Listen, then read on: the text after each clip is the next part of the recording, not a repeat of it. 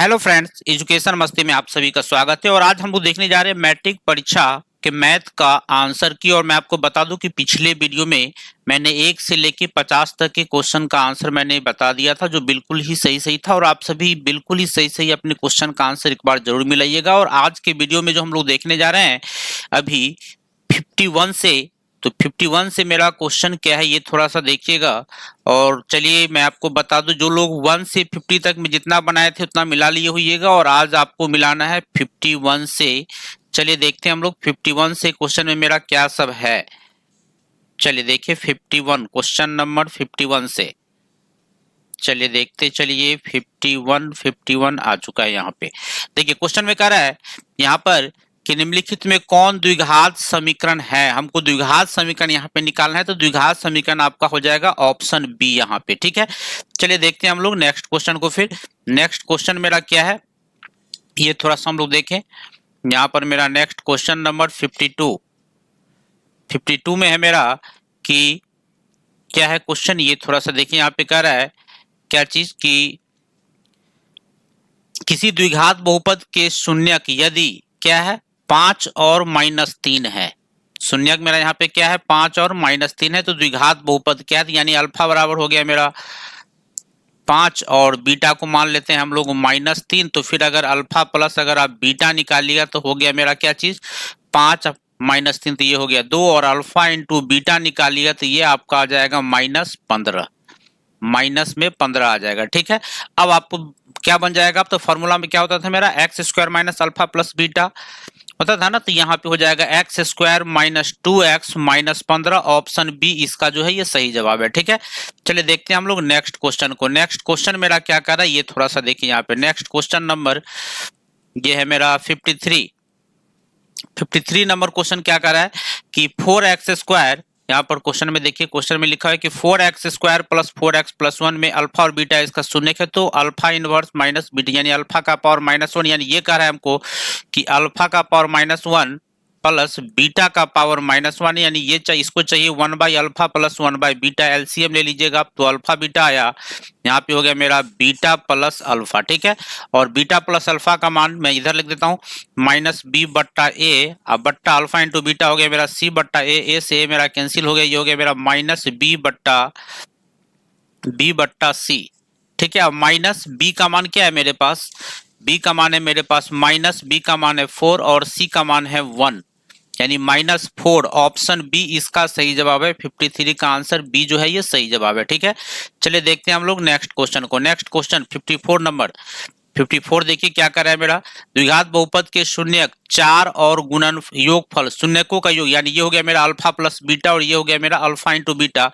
तो आंसर हो जाएगा मेरा क्या चीज x square minus alpha plus beta की जगह 4 है, तो ये हो गया -4x plus alpha into beta, तो ये हो गया मेरा 3। अब यहाँ पे देखिए कोई ऑप्शन नहीं है, तो यहाँ पे हमको लग रहा है यहाँ ऑप्शन बी है, कारण कि इसमें 2 से मल्टीप्लाई करिएगा आप, वहां कर दिया है, तो ये हो गया मेरा 2x स्क्वायर -8x प्लस 6। ठीक है, जो आपको ऑप्शन बी में यहाँ दिया गया है 54 में। ठीक है, चलिए देखते हैं क्वेश्चन नंबर 55 में क्या है ये थोड़ा सा देखिए। कर रहा है बहुपद दिया हुआ है आपको क्या चीज x square plus x/4 plus 1/4 के शून्यक अल्फा एवं बीटा है, तो 4 इंटू अल्फा प्लस बीटा चाहिए। तो इसको आपको क्या करना है, सिंपल तौर पे पहले अगर आप एडजस्ट करते हैं तो यहाँ पे क्या आ जाएगा, अल्फा प्लस बीटा अगर निकालते हैं, अल्फा प्लस बीटा अगर आप निकाल लेते हैं तो हो गया मेरा -b/a। ठीक है, और -b का मान है मेरे पास क्या चीज 1/4,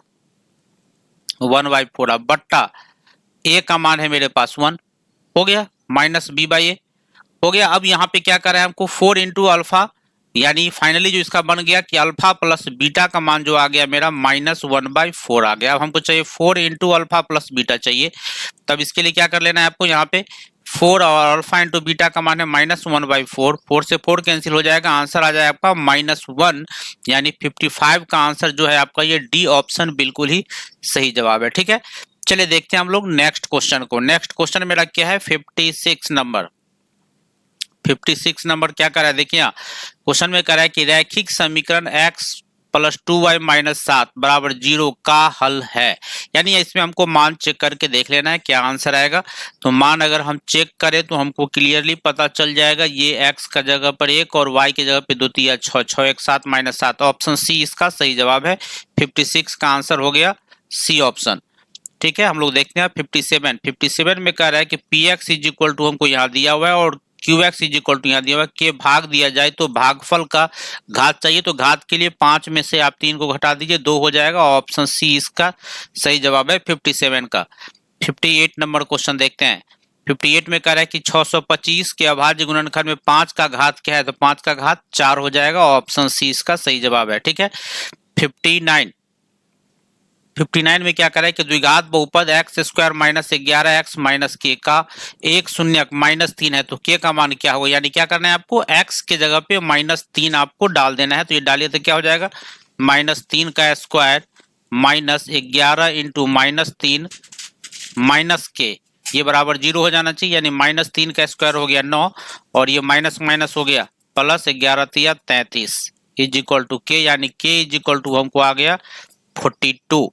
ठीक है, यानी 59 का आंसर हो गया मेरा ऑप्शन कौन सा, 42। ऑप्शन बी इसका सही जवाब है। ठीक है, चलिए देखते हैं हम लोग next question. 60 number question. 60 number में क्या करा है, 3x minus 7y plus 15 is equal to 0 और 6x minus 14y minus 32 is equal to 0 के कितने हल होंगे। तो a1 बाई a2 अगर आप भाई मेरे चेक करते हो, a1 बाई a2 चेक करते हो तो ये हो गया 3/6 यानी 1/2 आ गया। फिर b1 बाई b2 अगर चेक आप करते हैं तो b1 by b2 minus 7 by minus 14 यानी ये हो गया मेरा 1/2, ये भी हो गया। फिर C1 बाई C2 चेक करते हैं तो हमको क्या आ जाएगा, C1 बाई C2 अगर आप चेक करते हैं तो 15 माइनस 32 है। आपने क्या देखा कि A1 बाई A2 और B1 बाई B2 तो बराबर हो गया, लेकिन C1 बाई C2 के बराबर नहीं हुआ। इसका मतलब इसका कोई हल नहीं हो सकता है। ऑप्शन बी जो है इसका सही जवाब है, यानी 60 का आंसर हो गया ऑप्शन बी ये। ठीक है, चलिए देखते हैं 61 नंबर क्वेश्चन में क्या कह रहा है हमको। कह रहा है निम्नलिखित में कौन सा भिन्न का दशमलव प्रसार शांत है। तो शांत के लिए आपका जाएगा ऑप्शन डी 3/160। ठीक है, 61 का हो गया डी। चलिए देखते हैं आप 62 नंबर में क्वेश्चन में क्या कर रहा है। ए इज इक्वल टू दिया हुआ है b q plus r, a is equal to 72 और बी का मान है 9। तो क्या हो जाएगा, अब इसमें आपको करना क्या है कि ये 72 में आपको 9 से डिवाइड कर देना है, 9 72 हो गया। रिमाइंडर मेरा क्या बचा 0, यानी इस क्वेश्चन का आंसर हो गया ऑप्शन सी हो गया। ठीक है, यानी 62 का आंसर हो गया मेरा सी ऑप्शन। ठीक, चलिए देखते हैं हम लोग नेक्स्ट क्वेश्चन को। नेक्स्ट क्वेश्चन मेरा क्या कह रहा है, एक्स स्क्वायर माइनस 4 के क्या चीज शून्यक है। तो शून्यक एक्स स्क्वायर माइनस 4 जो कीजिएगा आप माइनस 4 बराबर 0 कीजिएगा तो एक्स स्क्वायर बराबर 4 हो जाएगा। तो एक्स इज इक्वल टू हो गया आपका प्लस माइनस 2, यानी ऑप्शन सी इसका सही जवाब है। ठीक है, चलिए देखते हैं 64 नंबर क्वेश्चन। 64 नंबर में क्या कर रहा है ये थोड़ा सा देखिए। 64 में कह रहा है कि x square minus 3x plus 2 का विविक्तिकर है। विविक्तिकर के लिए निकाल लेते हैं हम लोग बी स्क्वायर माइनस 4ac पे, यानी बी स्क्वायर हो गया माइनस 3 का स्क्वायर माइनस 4, ए का मान 1 है और सी का मान 2 है, ये हो गया 9 और फिर यहाँ पे माइनस 8 यानी 1 आ गया। यानी यहाँ पे देखा जाए तो इसका ऑप्शन सी जो है ये बिल्कुल ही सही जवाब है। 64 का आंसर सी। 65 देखते हैं क्या कर रहा है। 65 में कह रहा है कि यदि बहुपद एक्स स्क्वायर माइनस के एक्स प्लस 8 के शून्यकों का योग कितना है 6 है, तो के का मान क्या होगा। तब देखिए शून्य का योग का मतलब हो गया अल्फा प्लस बीटा। ये क्वेश्चन में कह रहा है 6, इस क्वेश्चन में कह रहा है फिर यहाँ पे माइनस बी बटा ए चाहिए। तो माइनस बी का मान है माइनस के और ए का मान है 1 इज इक्वल टू हो गया 6, यानी फाइनली के इज इक्वल टू आ गया 6, यानी इसका आंसर हो जाएगा ऑप्शन बी। ठीक है, यानी 65 का आंसर कौन सा हो गया मेरा, बी ऑप्शन। चलिए देखते हैं क्वेश्चन नंबर 66। 66 में क्या कर रहा है, 2x square plus 3x minus 4 के शून्यक अल्फा बीटा हो तो 5 इंटू अल्फा बीटा, यानी हमको चाहिए 5 इंटू अल्फा इंटू बीटा का मान हो गया मेरा क्या चाहिए यहाँ पे सी बट्टा ए। तो 5 और सी का मान है मेरे पास माइनस 4 और ए का मान है 2। ठीक है, सी बट्टा ए हो गया, 2 दूना 4 माइनस 2 हो गया, माइनस 5 दूना 10, यानी इसका आंसर हो गया ऑप्शन बी। 66 का आंसर हो गया ऑप्शन बी। देखते हैं हम लोग 67 नंबर क्वेश्चन। 67 में क्या कह रहा है ये थोड़ा सा देखिए। कह रहा है कि 4x² प्लस 5√2x माइनस 3 के शून्यक कौन से है। आपको इसको क्या करना है, सॉल्व कर लेना है। सॉल्व करेंगे तो हमको क्या आ जाएगा, यहाँ पे कर ही देता हूँ मैं। 4x² plus 5√2x minus 3 is equal to आ गया मेरा 0। यहाँ पे देखिए 4 या 12, 12 में हमको लाना है 5√2। ठीक है, तो यहाँ पे हम लोग कर लेते हैं 4x² plus 6√2x minus √2x minus 3 is equal to 0। अब हम लोग इस दोनों में कॉमन ले लेते हैं। कॉमन ले लेंगे तो हमको क्या आ जाएगा, यहाँ पे हम लोग कॉमन ले लेते हैं 2√2। ठीक है, x भी है, ये आ जाएगा मेरा √2x और ये आ जाएगा मेरा √2 ही है ही 3 आ जाएगा। फिर यहाँ पे -1 इंटू √2x। ठीक है, और यहाँ प्लस था, हाँ प्लस हो गया यहाँ √2x plus 3 is equal to 0। ठीक है, यहाँ पर मेरा क्या बचा, √2x plus 3 into √2x plus 3 और into 2√2x minus 1 is equal to 0, यानी फाइनली आ गया मेरा x इज इक्वल टू -3/√2 और दूसरा आंसर आ गया 1/2√2। अब देखा जाए -3/√2 किसमें है, -3/√2 कहीं नहीं है, और फिर 1/2√2 मतलब हमको लग रहा है इसको रेशनलाइज कर दिया गया है। -3/, तो इसको रेशनलाइज करेंगे तो ये आ जाएगा -3√2/2 यहाँ है, और इसको भी अगर रेशनलाइज कर देंगे तो √2/4, यानी ऑप्शन बी ऑप्शन इसका सही जवाब है। ठीक है, चलिए देखते हैं हम लोग नेक्स्ट क्वेश्चन। Question number 68। 68 में क्या कर रहा है ये थोड़ा सा देखिए। कर रहा है समीकरण cx² plus ax plus b के मूल वास्तविक नहीं होंगे यदि। अब मूल वास्तविक नहीं के लिए क्या कंडीशन था मेरा कि d लेस देन 0 होना चाहिए, तो b² माइनस 4, इसी b की जगह पर है मेरा a, तो ये हो गया a² माइनस 4a का मान है मेरा c और 4ac, c के जगह पर है b, लेस देन होना चाहिए 0, यानी a² minus 4bc less than होना चाहिए 0। ये ऑप्शन अब देखिए किसमें है, क्वेश्चन नंबर 68 था, a² minus 4bc, option C इसका सही जवाब है। ठीक है, a² माइनस 4bc। चलिए देखते हैं हम लोग नेक्स्ट क्वेश्चन को। Question number 69। 69 में क्या कहा जा रहा है कि x² माइनस 6x प्लस 4 के मूलों का योग एवं गुणनफल का अनुपात है। तो मूलों का योग का क्या होता है, -b/a, और गुणनफल का क्या होता है, c/a। अब देखिए यहाँ पर क्या हो गया, मेरा एक चीज क्लियर है, a से मेरा कैंसिल हो गया, क्या बच गया मेरा -b/c। अब मान डाल दीजिए, -b का मान है मेरा -6, अब बाई c का मान है मेरे पास 4, ये हो गया मेरा 6/4, कैंसिल करेंगे 3/2, यानी हो गया मेरा 3:2। 3:2 मेरा कौन सा ऑप्शन में है, ऑप्शन सी इसका जो है ये सही जवाब है। 3:2 होगा 69 का आंसर। चलिए हम लोग देखते हैं 70 नंबर क्वेश्चन। 70 नंबर क्वेश्चन में क्या कहा जा रहा है ये थोड़ा सा देखिए। 70 नंबर क्वेश्चन में है मेरा कि कौन बहुपद नहीं है। बहुपद नहीं है तो बहुपद तो मेरा ये भी नहीं है, बहुपद ये भी नहीं है, बहुपद ये भी नहीं है। शायद इस क्वेश्चन में प्रॉब्लम है, क्योंकि आंसर क्वेश्चन के अनुसार जो कह रहा है तो ये भी मेरा बहुपद नहीं है, ये भी बहुपद नहीं और ये भी बहुपद नहीं, तो यहाँ पे क्वेश्चन में थोड़ा सा सुधार होता कि कौन बहुपद है, इस क्वेश्चन में प्रॉब्लम है। ठीक है, चलिए देखते हैं, तब आंसर हो जाता है डी ऑप्शन, लेकिन इस क्वेश्चन में ही कार्य नहीं है, तो नहीं के लिए तो 3 ऑप्शन आपके पास है यहाँ पे। ठीक, क्वेश्चन नंबर 71। 71 में कह रहा है कि यदि 2 समरूप त्रिभुज के क्षेत्रफलों का अनुपात 121 अनुपात कितना है, 225।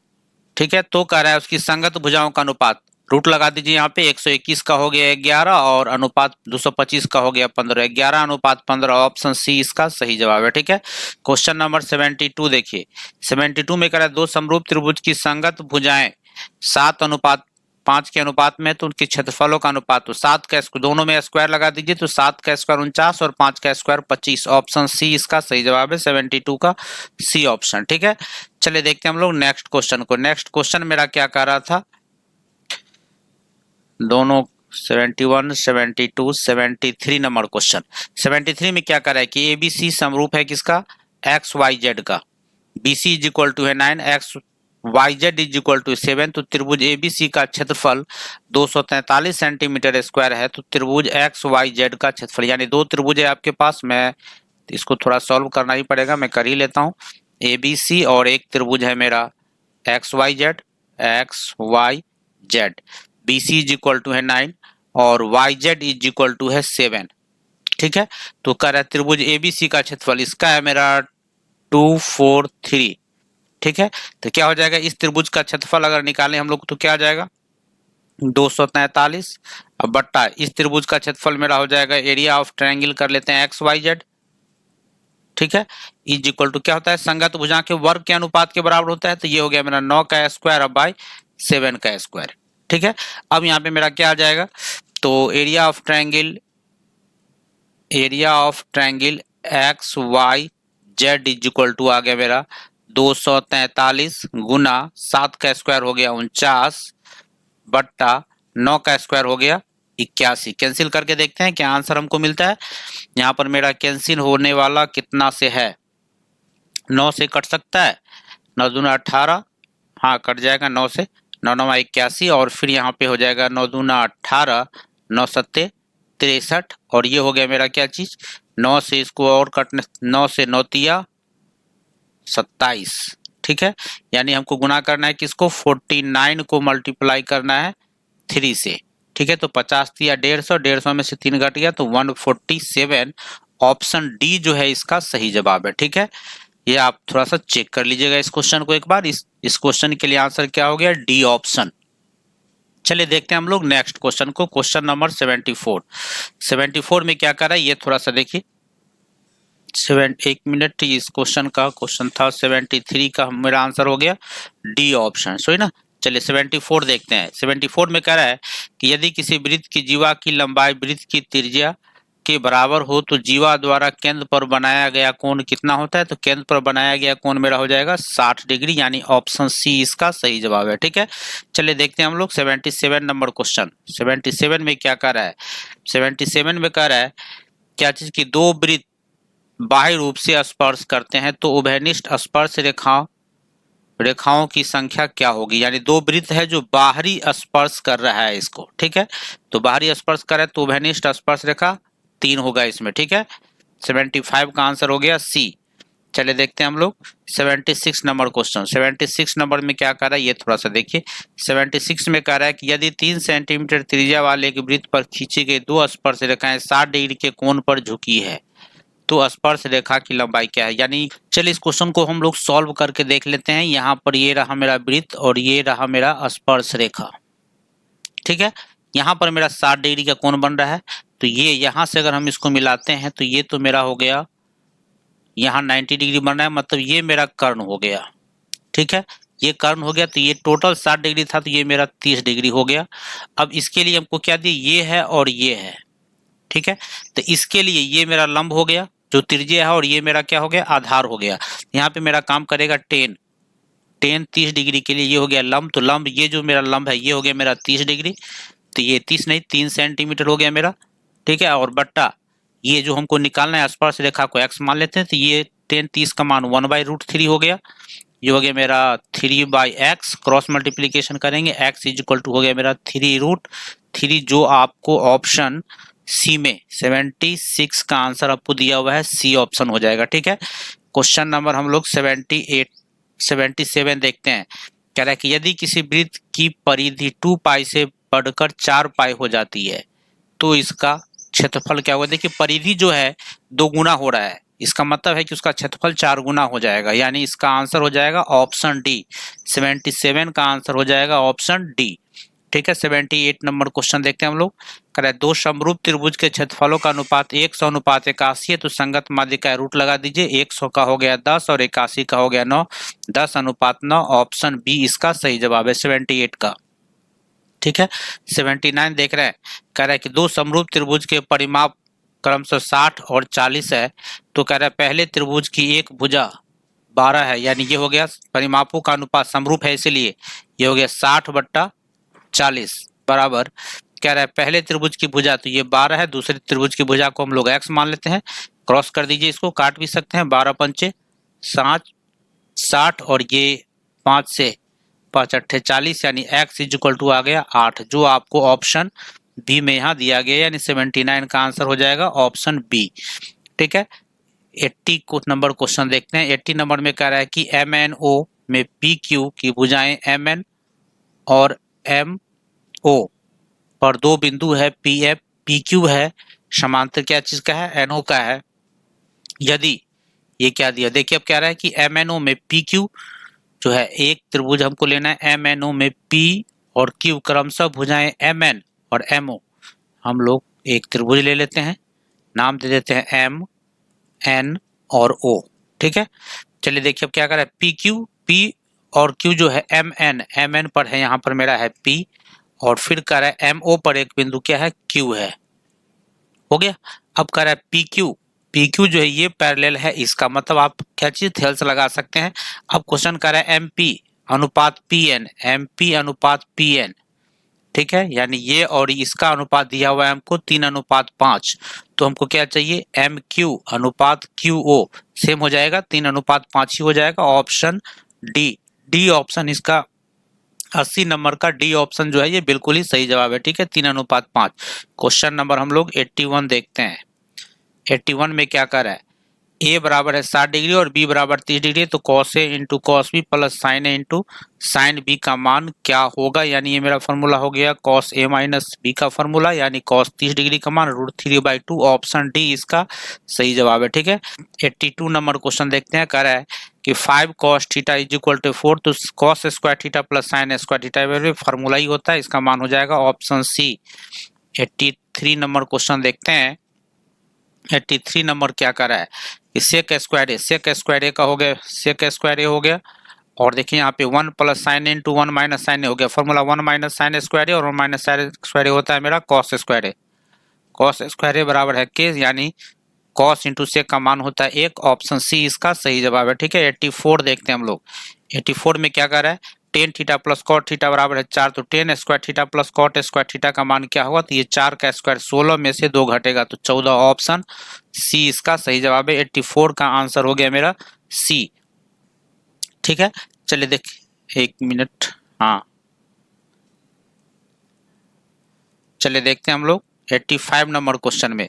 85 में क्या कर रहा है कि sine 2x is equal to sine 60 degree into cos 30 degree plus cos square क्या चीज 60 डिग्री, तो क्या चाहिए इसको, x का मान कितना होगा, तो x का मान हमको निकालना है यहाँ पे। ठीक है, यहाँ पे देखिए अगर हम लोग इसको एडजस्ट कर ले, यहाँ पे ये दिया हुआ है हमको sine 2x is equal to sine 60 degree का मान हो गया मेरा √3/2, कॉस 30 का मान भी हो गया मेरा क्या चीज √3/2 प्लस कॉस स्क्वायर 60, सब कॉस स्क्वायर 60 का मतलब हो गया 1/2 का स्क्वायर। ठीक है, यानी ये हो गया मेरा sign 2x is equal to ये हो गया मेरा 3/4 प्लस 1/4 4/4 यानी 1 आ गया, यानी sign 2x is equal to आ गया मेरा साइन 90 डिग्री, तो x इज इक्वल टू हो गया मेरा 45 डिग्री, ऑप्शन बी इसका सही जवाब है। 85 का आंसर हो जाएगा ऑप्शन बी। ठीक है, 86 नंबर क्वेश्चन देखना है। कह रहा है ए और बी दो न्यून कोण इस प्रकार है कि साइन ए बराबर साइन बी, तो ए प्लस बी का मान क्या होगा, ए प्लस बी का मान क्या हो जाएगा मेरा यहाँ पे 90 डिग्री, ऑप्शन ए इसका सही जवाब है। 86 का आंसर 90 डिग्री। 87 नंबर क्वेश्चन देखना है।